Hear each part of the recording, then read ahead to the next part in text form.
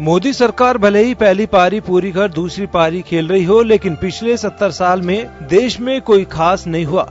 यह दूसरे कार्यकाल में भी गिनाया जा रहा है। मौका चाहे 100 दिन की उपलब्धियों का हो या फिर किसी मिशन की शुरुआत, पिछले 70 साल से होती है। जयपुर में मीडिया से बातचीत करते हुए केंद्रीय मंत्री गजेंद्र सिंह शेखावत ने कहा कि 2014 में जब नरेंद्र मोदी की सरकार बनी, उससे पहले व्यवस्था पर सवाल उठ रहे थे। चारों तरफ भ्रष्टाचार के बादल छाए हुए थे। मोदी जी ने 5 साल में गुड गवर्नेंस दी और उसी की बदौलत हम वापस सत्ता में आए। एक भी दिन, एक भी क्षण गमाए बिना जिस त्वरित गति से पिछली सरकार ने चुने जाने के बाद में इन 100 दिनों में काम किया है, ये निश्चित रूप से आने वाले समय में इस देश की प्रगति में एक मील का पत्थर भी साबित होगी। शेखावत 100 दिन की उपलब्धियों में बड़ी उपलब्धि जम्मू कश्मीर में आर्टिकल 370 और 35 से हटाना, 3 तलाक, आयुष्मान भारत जैसे निर्णय विशेष रूप से बताए। इस मौके पर उन्होंने कहा कि पूर्वोत्तर के राज्यों की ओर पहले ध्यान नहीं दिया गया, आज वह राज्य भी विकास की मूल धारा में जुड़ गए हैं। जम्मू कश्मीर विकास की मूल धारणा से अछूता था, अब वहाँ विकास हो पाएगा, वहाँ के लोगों को रोजगार के अवसर मिलेंगे, प्रदेश की तरक्की होगी। जम्मू एंड कश्मीर के रीऑर्गेनाइजेशन के बाद में जम्मू एंड कश्मीर और लद्दाख 2 नई यूनियन टेरिटरीज ऐसे बनाने का साहसिक निर्णय इस सरकार ने 100 दिनों के अंदर के कालखंड में किया है। ये निर्णय न केवल देश की भावनाओं के अनुरूप था, जैसा मैंने कहा, अपितु कश्मीर के हित में भी होगा। कश्मीर में अब रोजगार की अपार संभावनाएं बढ़ेगी। बैंकों के मर्जर को भी शेखावत 100 दिन की उपलब्धि बता रहे हैं।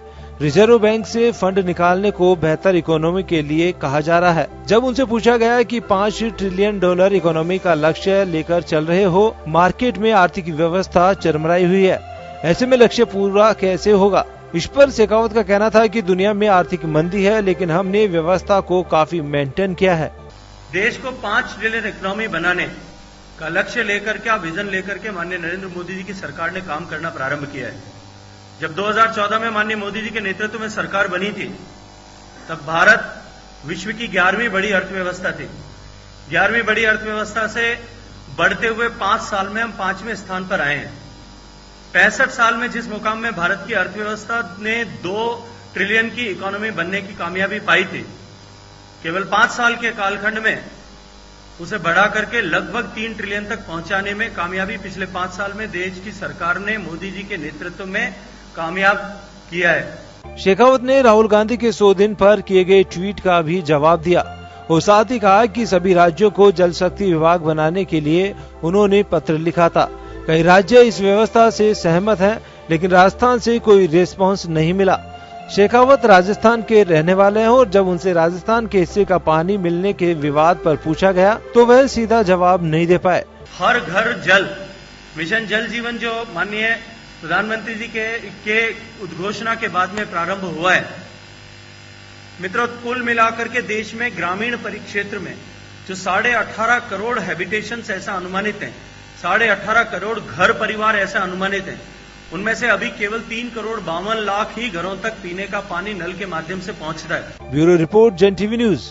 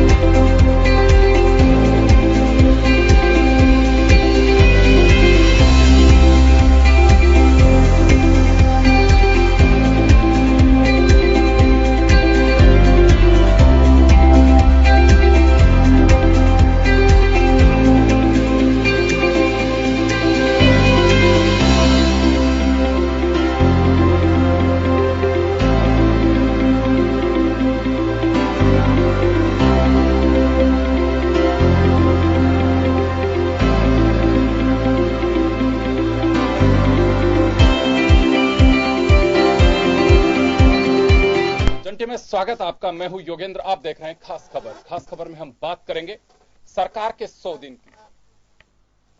मोदी सरकार की दूसरी पारी के 100 दिन पूरे हो चुके हैं और 21 केंद्रीय मंत्रियों को 100 दिन के खाके की जानकारी देने के लिए सरकार ने अलग अलग राज्यों में भेजा है। बात राजस्थान की कर लेते हैं। राजस्थान में जल शक्ति मंत्री राजस्थान के ही रहने वाले गजेंद्र सिंह शेखावत, उन्होंने मीडिया से बातचीत की। बातचीत का मजमून आपने देखा और उसमें बड़ी बात यह रही कि उनका यह साफ कहना था कि 3 तलाक हो चाहे या फिर आर्टिकल 370 एंड 35A को रिमूव किया और यूनियन टेरिटरी जो बनाया है जम्मू कश्मीर और लद्दाख को, एक बड़ी उपलब्धि है। उन्होंने यह भी कहा कि हमारा जो मिशन है वह 2022 और 24 तक जो लिया है हमने वो भी पूरा करेंगे। प्रधानमंत्री आवास योजना हो, चाहे हर घर जल की बात हो, जल जीवन की बात हो, हम हर वादे पे खरा उतरेंगे। चले, सबसे बड़ा सवाल यह है कि 100 दिन की कार्य योजना सरकार का बताना, और अब धीरे धीरे मीडिया की भी ये मुझे लगता है कि उत्सुकता कहें, लालसा कहें कि महीने पहले होता था कि हर साल आज एनिवर्सरी है सरकार की और सेरेमनी की, चलिए इस पे 1 साल का रिकॉर्ड ले लेते हैं। सरकारें भी बातचीत करती थी, अब 100 डेज पे बात आ गई, कभी 1 महीने का भी होगा। तो चले इसी को लेकर के चर्चा करेंगे। और हमारे साथ इस वक्त भाजपा से निमिषा गौड़ जी हैं, उमेंद्र दादी साहब हमारे साथ वरिष्ठ पत्रकार हैं, भंवर सिंह शेखावत जी सीपीएम लीडर हमारे साथ में हैं और राजेंद्र जी हमारे समीक्षक के रूप में हमारे साथ में। सभी का स्वागत है। मैं आपके पास आना चाहूंगा उमेंद्र जी। मुझे इतना ध्यान नहीं है कि कभी 100 दिन सफलता के या कुछ बहुत ज्यादा रहे हों।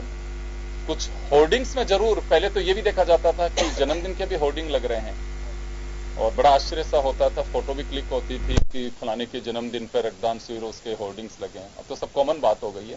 साल भर के लिए मान के चलते थे, हमारी भी अपनी एक्सरसाइज होती थी कि साल भर में सरकार ने क्या किया, कितनी योजनाएं लेके, जिसमें जवाब एक ही होता था कि योजनाएं हमने जो मैनिफेस्टो जारी किया वो 5 साल के लिए किया है, आप बहुत अर्ली कर रहे हैं अभी।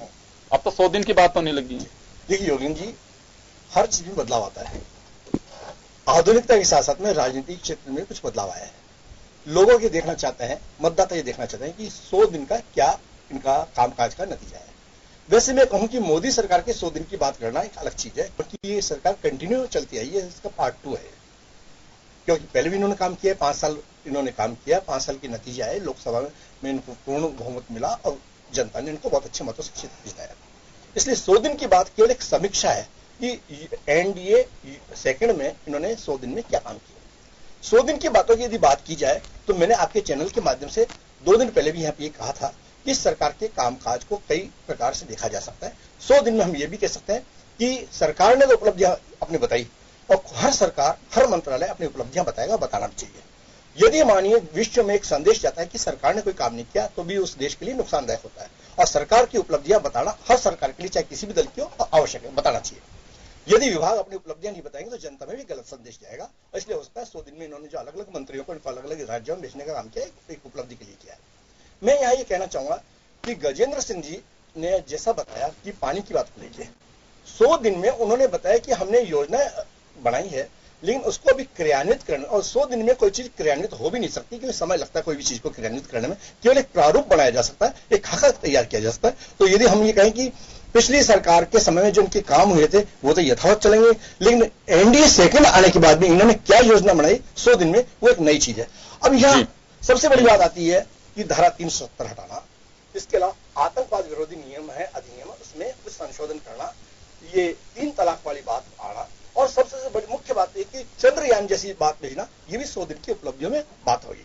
हम यहाँ ये भी कह सकते हैं कि इन 100 दिन में यदि हम सरकार की उपलब्धि की बात करते हैं तो 100 दिन में ये भी कहना पड़ेगा कि विपक्ष केवल एयरपोर्ट की पॉलिटिक्स कर पाया। ये भी 100 दिन की नाकामियों में हम गिनेंगे विपक्ष की नाकामी। जब सत्ता पक्ष की 100 दिन की उपलब्धियां देखेंगी तो हमें सेकंड पहलू पे भी देखना पड़ेगा।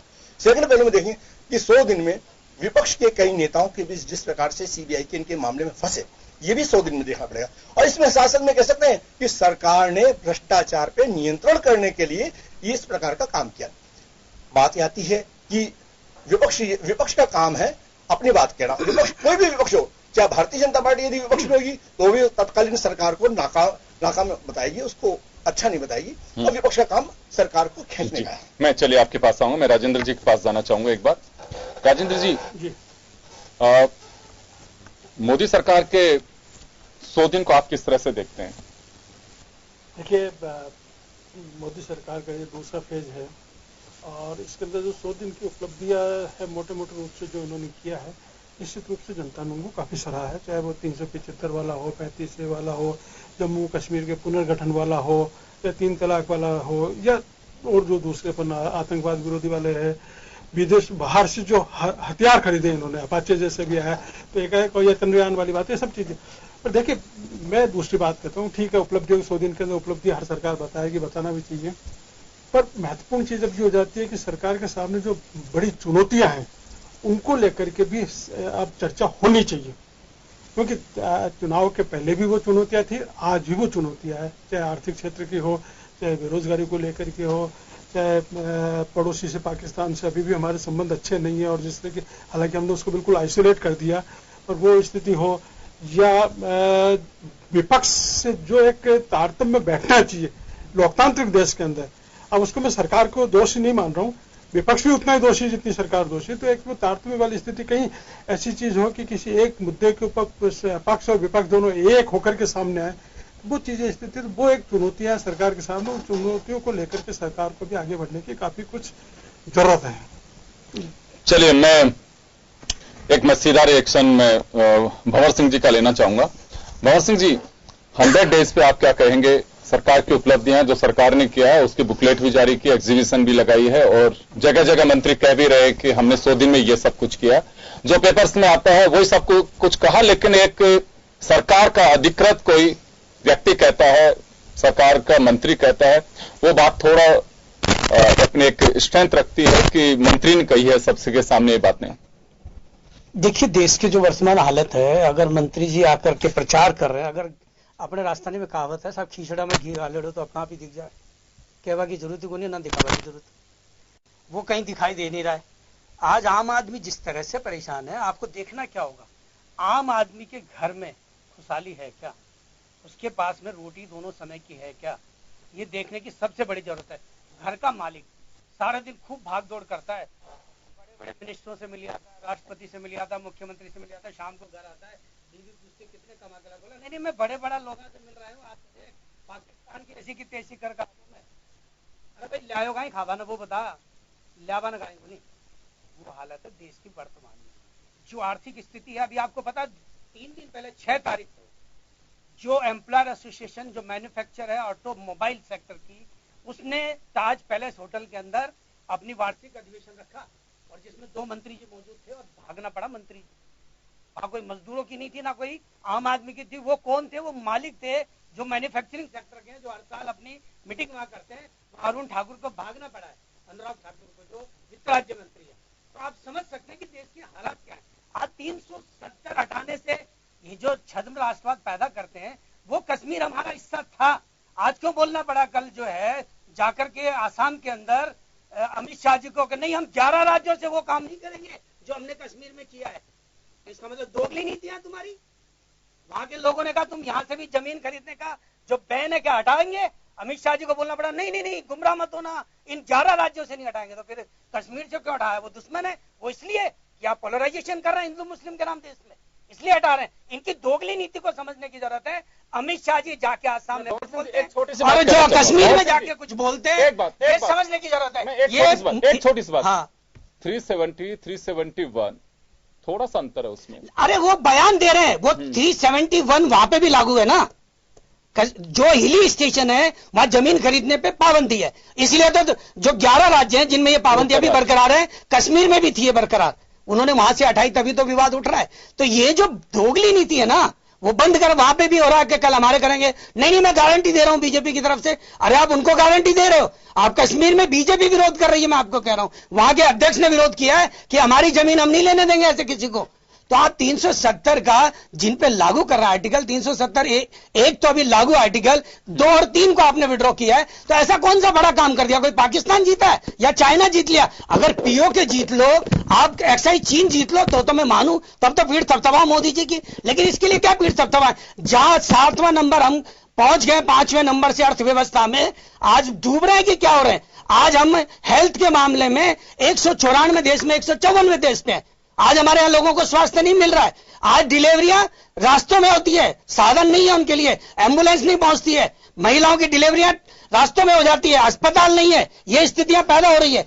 आज स्वास्थ्य के मामले में, शिक्षा के मामले में हम पिछड़ रहे हैं। अभी आपको पता 2 स्कैंडल राजस्थान में ही हो गए जो भाजपा से रिलेटेड है। आईटीआई के अंदर बहुत बड़ा घोटाला, जो आईटीआई है ही नहीं उनको सर्टिफिकेट और करोड़ों का घोटाला उसमें। आज कौशल विकास के नाम जहां बच्चों को ट्रेनिंग दी जानी चाहिए थी उसके अंदर करोड़ों का घोटाला है। सेंटर की योजना है, उसको लागू जो करना चाहिए, लोगों को ट्रेन करना चाहिए, वहां सेंटर ही नहीं है, कोई बिल्डिंग नहीं है, वहां ट्रेनर नहीं है और गवर्नमेंट का करोड़ों रुपए जा रहा है। सर तो ये कौन सी सरकार क्या कर रही है, मुझे समझ में नहीं आ रहा है। इस पर मेरा एक व्यक्तिगत सवाल है, जो स्कैम सेंटर्स के होते हैं, देखिए गवर्नमेंट कोई योजना लेके आती है, कार्यपालिका काम है उसको इंप्लीमेंट करने का, और गवर्नमेंट कोई ये नहीं कर रहा कि कोई बीजेपी की हो, चाहे कांग्रेस की हो, कम्युनिस्ट पार्टी की हो, सरकार योजना बनाती है, वो विधायिका का पार्ट है, कार्यपालिका का काम है उसको इंप्लीमेंट करना। अगर कहीं कोई करप्शन है, कुछ है, ये बात सही है कि सरकार के कार्यकाल में तो चलिए उनके खाते में भी जाता है, लेकिन दोषी कोई भी सरकार हो, क्या अगर पता लगने के बाद में कोई छोड़ा जाता है या सरकार? मैं ये जानना चाहता हूं आपसे। अभी आपने देखा खान घोटाला बहुत बड़ा हुआ, 650 करोड़ का। अशोक सिंह जी उस पे आप अच्छा, इस कौशल में ना ये तो अभी पकड़ा ही है कल ही उन्होंने, उसमें मास्टर नहीं है, बिल्डिंग नहीं है, जो भाजपा के द्वारा अलॉटेड है भाजपा सरकार है, तो अभी उनको पकड़ना चाहिए। हाँ तो अभी पकड़ रहे हैं ना, वो ये नई सरकार आ रही है, वो अब भ्रष्टाचार का पकड़ रही है उनका खेल, तो वो पकड़ में आएंगे, तो उनको सजा होनी चाहिए। हाँ जाना ही चाहिए। हमने कहा 7 साल की तो सजा आई 420 में, 7 इयर्स की तो जेल है उसके अंदर, 420 में वो होनी चाहिए। मैं आऊंगा आपके पास, मैं एक छोटे से ब्रेक के लिए रुकूंगा, ब्रेक के बाद निमिषा जी का जवाब लेंगे, एक छोटे से ब्रेक के लिए रुकेंगे।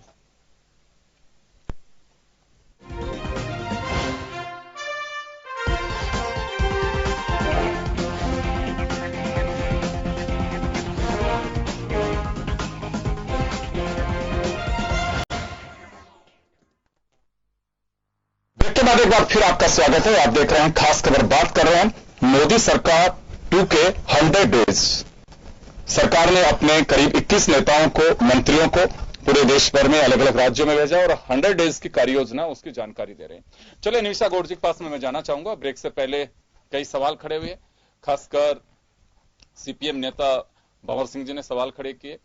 निमिषा जी, 2 बड़ी बातें जो चैलेंज को लेकर के राजेंद्र जी ने भी कहा कि रोजगार और इकोनॉमी को मेंटेन करने के लिए एक बड़ा चैलेंज गवर्नमेंट के सामने है, और यही बात और कई बात के, लेकिन 100 डेज के अगर उसमें रिलेवेंट मैटर पे हम देखें तो आपके विपक्षी साथी बैठे हैं, उनका भी कहना है कि रोजगार और इकोनॉमी को कैसे मेंटेन करेंगे। देखिए योगेंद्र जी, सबसे पहले तो मैं आपके चैनल के माध्यम से ये अपने विचार व्यक्त करना चाहूंगी कि देश के सबसे विशाल, मतलब विश्व के विशाल लोकतंत्र की पहल जो है, इसका आप भी स्वागत करें, अभिनंदन स्वागत करें कि सरकार न केवल अपने, अदरवाइज ऐसा कभी हुआ करता था कि मतदाता की जो खैर खबर चुनाव के समय ली जाती थी, लेकिन सरकार अब 100 दिन का रिपोर्ट कार्ड लोकतंत्र के चतुर्थ स्तंभ के सामने प्रस्तुत कर रही है, और निश्चित तौर पे रिपोर्ट कार्ड अपना खुद का एनालिसिस, विश्लेषण करने के लिए किया जा रहा है कि हमने कठोर निर्णयों के साथ आधारभूत सुविधाओं को उपलब्ध कराते हुए जनहित, राष्ट्रहित कठोर निर्णय भी लिए हैं, और इसके साथ साथ जवाबदेहिता और पारदर्शिता हर विभाग की अपने स्तर पर है। अब आपके मूल प्रश्न पर मैं आती हूँ, क्योंकि हमारे साथ ये आपको अपने आप में एक नया नवाचार जो हुआ है कि राजनीति में युगांतकारी परिवर्तन की ओर जो सकारात्मक की ओर जा रही है, 100 की सरकार, पूर्ण बहुमत वाली सरकार अपना रिपोर्ट कार्ड प्रस्तुत कर रही है लोकतंत्र के चतुर्थ स्तंभ के माध्यम से जनता तक। अब आपकी मूल प्रातियों में कि 100 डेज की उपलब्धियां, देखिए आर्थिक की जब भी बात की जाती है तो दुविधापूर्ण एक विषय आता है बार बार कि एक आर्थिक विकास दर की जो बात की जाती है, तो यदि मैं कंपेयर करूं बाकी सारे राष्ट्रों से जो अपने आप में बड़े एक भारी भरकम राष्ट्र माने जाते थे, उनसे तुलना करूं तो भारत की स्थिति बहुत बेहतर है। अब आर्थिक पर आपने बात की तो देखिए सबसे पहले सर्वप्रथम एक जवाबदेहिता, पारदर्शिता लाते हुए जनधन अकाउंट जो खोले गए, उन जनधन अकाउंट के माध्यम से सीधा पैसा डीबीटी, डायरेक्ट बेनिफिट ट्रांसफर, हर योजना का उस व्यक्ति के, लाभार्थी के खुद अकाउंट पे जाने लगा और मध्यस्थता समाप्त हुई। डिजिटल इंडिया अभियान ने अपने आप में एक गति पकड़ते हुए सोशल मीडिया और अवेयरनेस न केवल शासन में अपितु प्रशासन में भी जवाबदेहिता को लागू किया गया।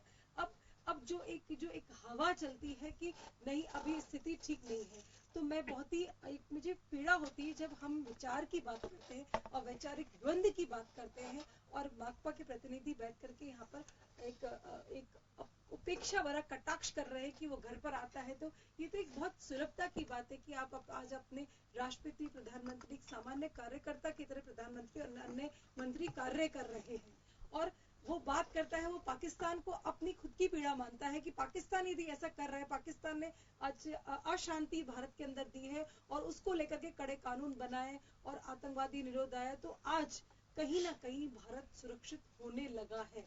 पूर्णतः सुरक्षित तो नहीं कहेंगे, लेकिन होने लगा है। और निश्चित तौर पर आगे आने वाले समय में आतंकवाद मुक्त भारत की पहल के साथ विश्व भी इस ओर बढ़ेगा। लेकिन इस कटाक्ष को, इस कटाक्ष भरे शब्दों को हम ये देखें कि क्या हमारे शब्दों का नियंत्रण हमारे राष्ट्र विरोधी तो नहीं हो रहा है। अभी जैसे कहते हैं सबसे बड़ी पार्टी जो है योगेंद्र जी कांग्रेस को मानते हैं, उनकी कांग्रेस विपक्ष की सबसे बड़ी पार्टी, वहां पर यहाँ तो उसको कोई प्रतिनिधि है नहीं, लेकिन फिर भी मैं ये कहूंगी कि हाँ, आज जो 370 और धारा 370 और 35 पर जो आपकी एक बड़ी उपलब्धि हो सकती थी। वैसे राजेंद्र जी ने कहा कि विपक्ष से बात करते, अगर वो भी पैनल में आना शुरू हो जाता है तो मैं कहता कि 100 डेज में ये भी आपकी उपलब्धि है, कांग्रेस पैनल में आ रही है। देखिए योगेंद्र जी वो उनका अपना व्यक्तिगत है, क्योंकि अभी ना तो वो नेता है, ना नियत है और ना नेतृत्व है। तीनों एक अस्पष्टता सी जो विपक्ष के अंदर इस देश की जो सबसे बड़े राजनीतिक दल जिसने 7 दशक तक शासन किया है, वो अपने आप में एक असमंजस से जूझ रहा है। उस वजह से उनके अनुपस्थिति निश्चित तौर पे खल रही है हमको, क्योंकि बात वहां की जाती है जहां पर वो एक रचनात्मक विपक्ष की भूमिका केंद्र में निभाते हैं, जैसे हम यहाँ पर निभा रहे हैं। अब हम आते हैं कि हमारी स्थिति आज 100 डेज के अंदर लगभग 10 सांसदों तो इस्तीफा देकर के भाजपा में शामिल भी हुए हैं। वो तो कहीं ना कहीं विचार राष्ट्रहित और जनहित की ओर भाजपा की जो शासन और सुशासन की जो नीति जा रही है, उस पर न केवल विपक्ष भी एक स्तर पर सहमत है, और 2 विधेयक 2/3 बहुमत से 2 विधेयकों का पास होना, ट्रिपल तलाक और धारा 370 के मुद्दे पर असहमत होने पर संसद से वॉकआउट कर जाना, लेकिन विरोध नहीं करना, ये अपने आप एक बहुत बड़ी उपलब्धि है। और कांग्रेस के बड़े बड़े नेता इसके साथ हैं, चाहे वो हमारे पड़ोसी राज्य के मुख्यमंत्री हैं।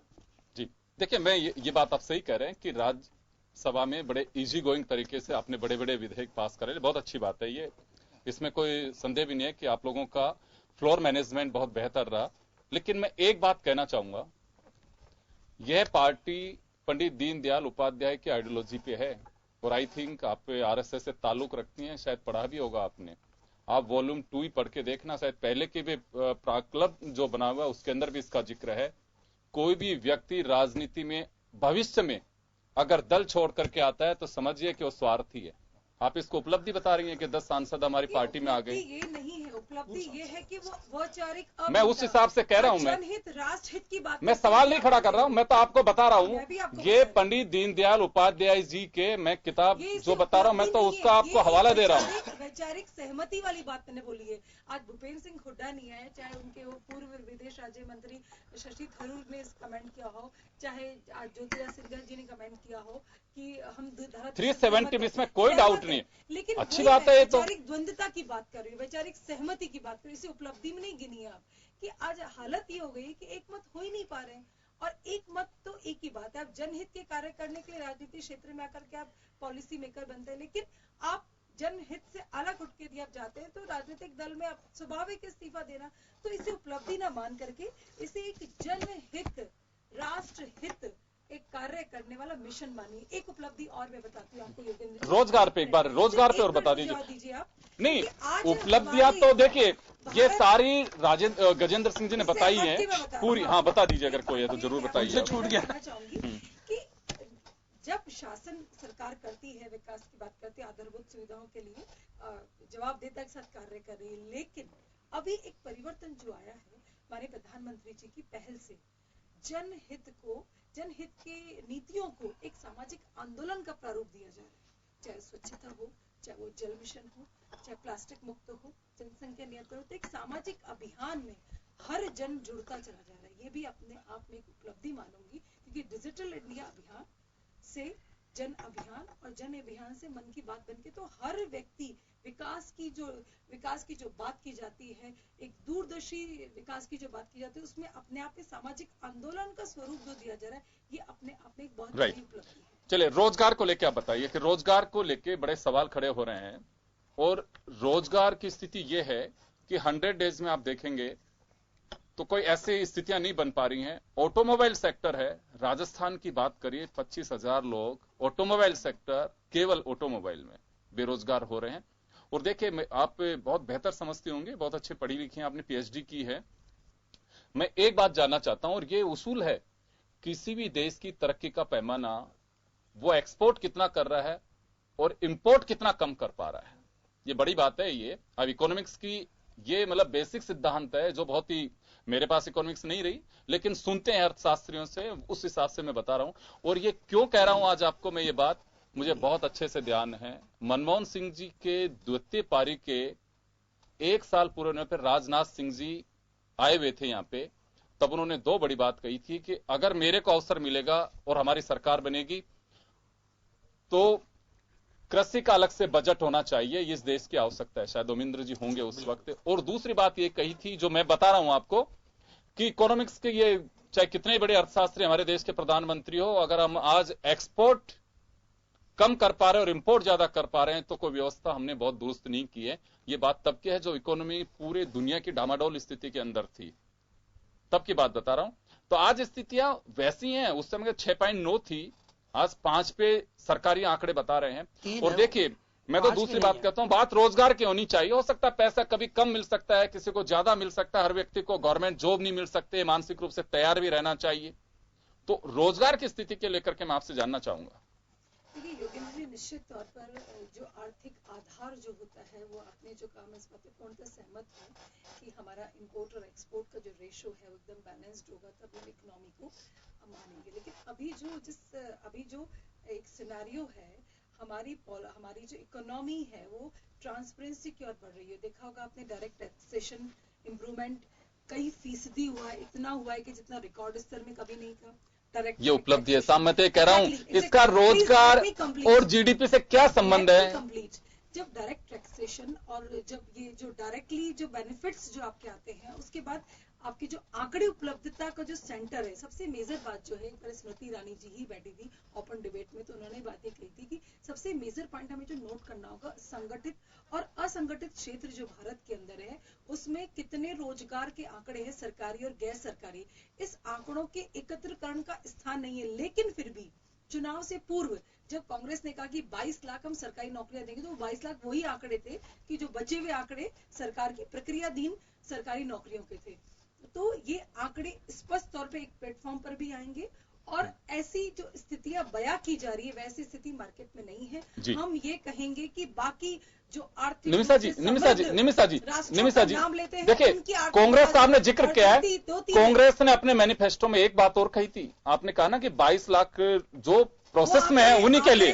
हाँ, वही मैं बात बता रहा हूं साहब, प्रोसेस में जो भर्तियां थी या हम करने वाले थे 2 में, उन्हीं का जिक्र कांग्रेस ने किया। लेकिन साहब उसमें यह कहा था कि 31 मार्च 2020 तक, तो यह माना जा सकता है कि 31 मार्च 2020 तक वर्तमान सरकार भी सबको जो 22 लाख है उनका रिक्रूटमेंट कंप्लीट कर पाएगी, ये माना जा सकता है फिर तो? Exactly, it is in process already. मैं कह चुकी हूँ आपको। आप तो आपने राजस्थान सरकार की बात की, तो बेरोजगार भत्ता आज तक जिस वादे से करके आए थे, आज तक कहीं नहीं पहुंचा। अरे साहब, 100 डेज पे क्यों आप उधर का ध्यान दे रहे हैं? जब वहां का बोला तो जब बात चली, नहीं, कांग्रेस का जिक्र आपने किया, इस वजह से मैंने तो वो डेडलाइन भी दिया आपको कि वो मार्च 2020 का भी जिक्र किया था उन्होंने। योगेंद्र जी, आप ये मानिए कि ऐसा एक प्लेटफॉर्म हो तो हम बातें करें, जो बातें जो फैलती है ना, हमें ये देखना है कि सरकारी, गैर सरकारी, संगठित, असंगठित क्षेत्र अपने आप में इतने हैं कि कहाँ कितना हुआ। लेकिन मैं निश्चित तौर पे कह सकती हूँ कि आज भारत अन्य राष्ट्रों की तुलना में बहुत बेहतर स्थिति में है, और ईज ऑफ डूइंग का जो आंकड़ा है और जो एरिया है काफी बेहतर हुआ है। चाहे विपक्ष एक गैर तथ्यात्मक बातों के आधार पर जो मुहावरों के आधार पर कटाक्ष करे, स्वागत है आपके साथी का जवाब। एक सवाल करना चाह रहे हैं भंवर सिंह जी करिए। 6000 युवा युद्ध में नौजवान विदेश चले गए इस देश को छोड़ करके। ये बोल रहे हैं ना, हमने बहुत बड़ा वातावरण, देश तरक्की, 6000 नौजवान बिजनेसमैन भारत को पिछले 100 दिन में से ज्यादा में छोड़ के जा चुके हैं। ये आंकड़ा कहां से आए? ये गवर्नमेंट का, ये सरकारी आंकड़ा है। ये तो सरकारी आंकड़े भाई। ये तो 6000 नौजवान लोग जो देश में उद्यमी थे वो विदेशों में जाके उद्योग लगा रहे हैं और यहां से छोड़ गए। आज भारत में कितना एफडीआई आई है? चले जी आप बता दीजिए मेरे को। पिछले 100 दिन में कितना एफडीआई आई है? कोई एफडीआई जीरो। आपके यहाँ एफडीआई जीरो है। आपका 10% आपका एक्सपोर्ट घट गया। 10% एक्सपोर्ट घट गया। जो मोदी जी कल बहुत हल्ला कर रहे थे कि हर रुपया उनकी उम्र के हिसाब से गिर रहा है। सुनिए ना, जब मोदी जी अपने भाषण देते थे 2014 में, तब ये बहुत जोर से बोलते थे ये मनमोहन सिंह जी की उम्र की तरह रुपया गिर रहा है, ये आतंकवादी आ रहे हैं। अभी रोज डेड बॉडी राजस्थान में आ रही है आतंकवादियों के जरिए। डेली हर दिन आ रही है राजस्थान में आ रही है। कहां आतंकवाद समाप्त हो गया? वो कह रहे थे नोटबंदी से कमर तोड़ देंगे हम। किसकी कमर तोड़ी? जनता की तोड़ दी, उद्योगपतियों की तोड़ दी, आम आदमी की कमर तोड़ दी। अभी एक और चीज इन्होंने 100 दिन में की, वो आपको ध्यान नहीं होगा, मैं बता दूं, आप उसका इन्वेस्टिगेशन करना। इन्होंने अभी एक कोड ऑन वेज लेके आए, वेज ऑन कोड, वो बिल पास करा है मालिकों के पक्ष में। कितना न्यूनतम वेतन है पता है? 178 रुपया रोज तय किया इस भारत सरकार ने। 178 रुपए में आप अपने बच्चे, अपना परिवार, घर पाल लोगे। ये मोदी जी का विजन है जो मैं आपको बता दूं मजदूर के प्रति। 178 रुपया रोज घोषित किया है। और ये तो अब इनको कहेंगे मैं निकाल के दे दूं, आपका कोजोन वेट मेरी इसमें डला हुआ है जिसमें 178 रुपया घोषित किया इन्होंने। शर्म आनी चाहिए। 178 रुपया रोटी नहीं मिलती एक आदमी को दोनों टाइम की, ट्रेन के अंदर नहीं मिलती। ट्रेन में 120 रुपया ट्रेन में सफर करने में एक वक्त का खाना मिलता है। तो 178 रुपए किस आधार पर भारत सरकार, जबकि उसको 18,000 रुपए का मिनिमम वेज घोषित करना चाहिए, वो नहीं करेंगे। वहां पहले यह तय हुआ था ट्रेड यूनियन के साथ श्रम मंत्री के कि हम जो है 450 रुपए कम से कम करेंगे, जिसको घटाते घटाते 178 पे आ गए। तो ये आम मजदूर के लिए आज आप देखिए आंकड़े ही बंद कर दिए इन लोगों ने। आज देश का एक्सपोर्ट गिर रहा है, इंपोर्ट बढ़ रहा है। आज हमारे व्यापारी देश को छोड़ छोड़ के जा रहे हैं। 6000 उद्यमी जा चुके हैं। ये तो आंकड़े मैं आपको बता दूंगा कि 6000 लोग जा चुके हैं। और इस तरह से देश के अंदर कोई नया आ नहीं रहा है, एफडीआई आ नहीं रही है, उद्योग धंधे कोई लग नहीं रहे। 6.5 लाख उद्योग धंधे बंद हो चुके। प्राइवेट सेक्टर, गवर्नमेंट में तो नौकरी नहीं देंगे। इन्होंने जेट एयरवेज बंद कर दिया, 30,000 लोग घर पे बैठ गए। क्या किया इन्होंने? उन मजदूर कर्मचारियों के लिए भूखे मर रहे। जंतर मंतर पे इनको पूरी तरह से क्या कहूं, रोने लगे। वो महिलाएं, वो बच्चे सब रो रहे थे। वहां कोई आंसू पहुंचने वाला नहीं था उनको। हालत ये थी। आज एयर इंडिया की क्या हालत है? उनके लोगों को तनख्वाह नहीं मिल रही। बीएसएनएल की क्या हालत है इन्होंने कर दी। इन्होंने स्टील अथॉरिटी ऑफ इंडिया की क्या हालत कर दी। जेट में गवर्नमेंट का क्या फॉल्ट है? क्योंकि प्राइवेट सेक्टर को कंट्रोल तो करना चाहिए ना सरकार को। आज ये आप प्राइवेट बैंकों को पैसा दे रहे हो तो जेट एयरवेज को भी खड़ा करते ना।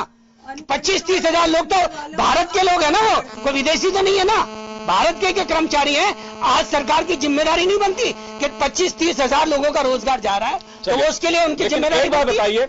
सरकार पे अगर आज जेट एयरवेज को पैसे देती सरकार, ठीक है, एक बार के लिए 2 महीने 3 महीने आप और चला लेते हैं, लेकिन कुछ संभावना ऐसी भी दिखनी चाहिए कि हाँ बिल्कुल इनका कर्ज उतारने के बाद भी कंपनी प्रॉफिट में आ सकती है और सरकार का पैसा भी आ सकता है।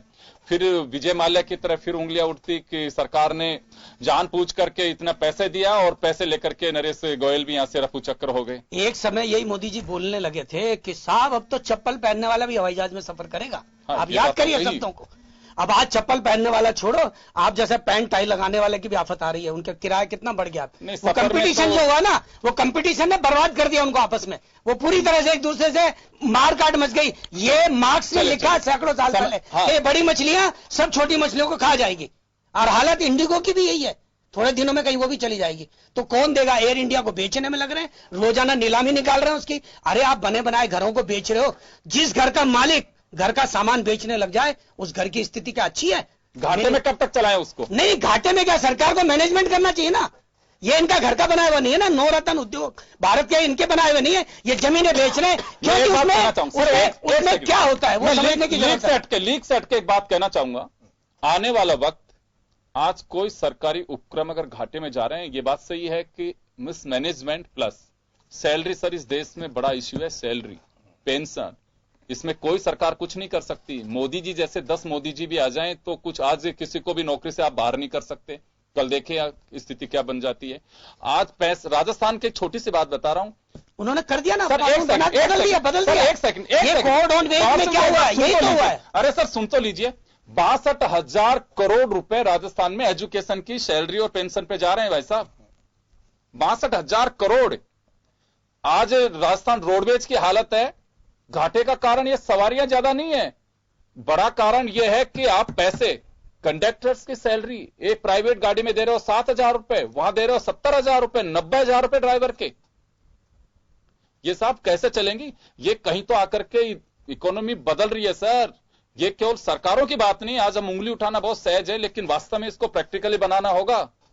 आज डिपार्टमेंटल स्टोर खुले हुए हैं आपके कॉर्नफेड के।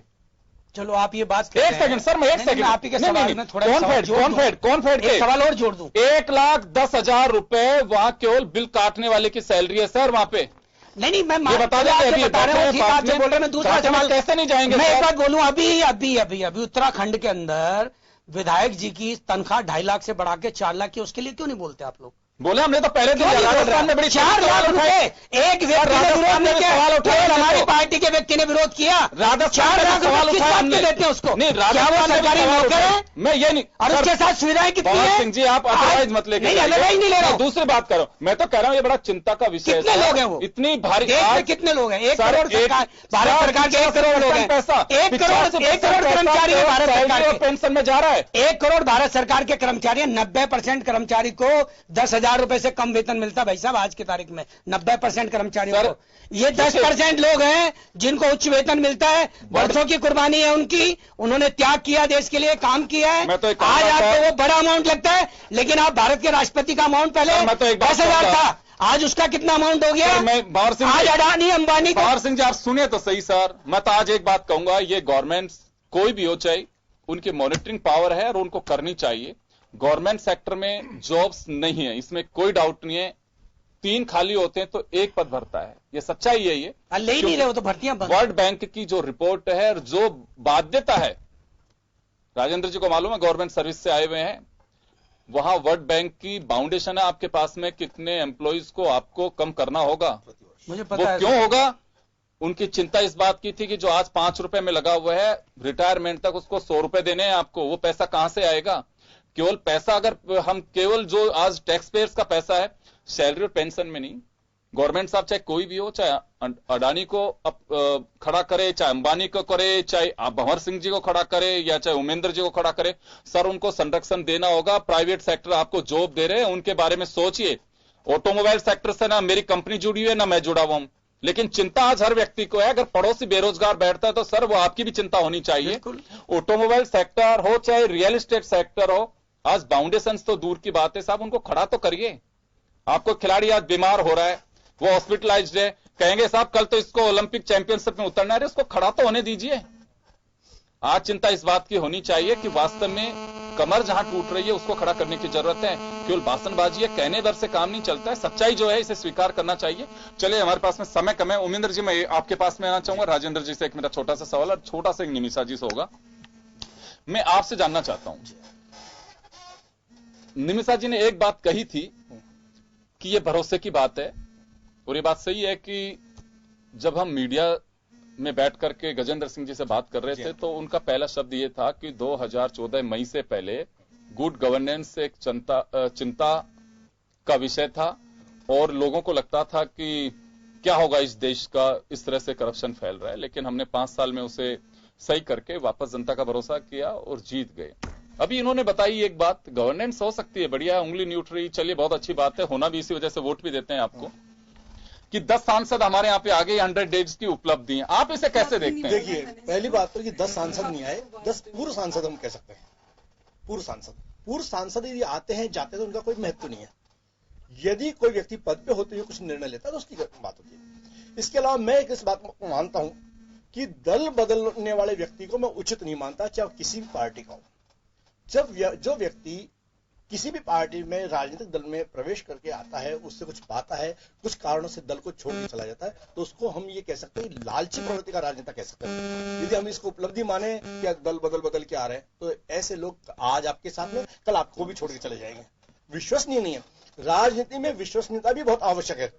जैसे कि पंडित दीनदयाल उपाध्याय का एक जो संदेश एकात्मता मानववाद का, उसमें उन्होंने कहा कि छोटे उद्योग बढ़ाने चाहिए। गांव-गांव में जब तक कुटीर उद्योग नहीं लगेंगे, गांव में जो जब तक छोटी इकाइयां नहीं लगेगी, स्वदेशिता की बात नहीं आएगी, जब तक गांव के व्यक्ति को, युवक को रोजगार नहीं मिलेगा, वह शहरों की ओर पलायन करेगा, शहर का व्यक्ति विदेशों में पलायन करेगा। तो इस पलायन को रोकने के लिए हमें लघु उद्योगों को बढ़ावा देना होगा, ये पंडित दीनदयाल उपाध्याय ने कहा है।